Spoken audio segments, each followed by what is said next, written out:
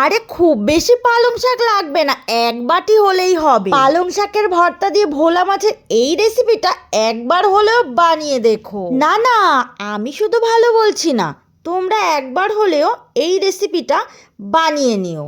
এত ভালো হবে খেতে, তোমরা না খেলে বুঝতেই পারবে না। পালং শাক দিয়ে একবার ভোলা মাছ এইভাবে রান্না করে খেয়ে দেখবেন, অসাধারণ খেতে লাগে।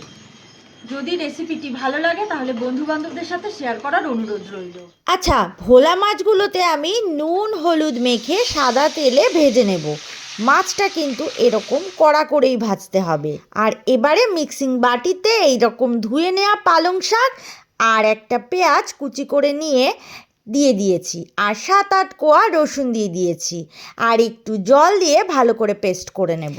এবারে দেখো, কড়াইতে মাছ ভাজার বাকি তেলের মধ্যে কালো জিরে ফোড়নে দিয়ে দিয়েছি, আর জিরেটা ভাজা হলে এর মধ্যে দিয়ে দিচ্ছি 4টে শুকনো লঙ্কা, আর দিয়ে দিলাম গ্রেট করা আদা, আর একটা টমেটো কুচি দিয়ে দেবো। 2-3 মিনিট ভালো করে নাড়াচাড়া করে নেব।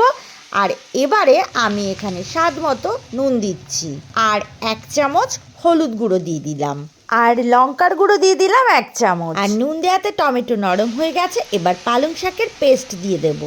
সব কিছু খুব ভালো করে মিশিয়ে নিয়ে এখানে 1 চামচ চিনি দিয়ে দেবো। চিনিটা কিন্তু সমস্ত স্বাদের ব্যালেন্সের জন্যই দিয়েছি।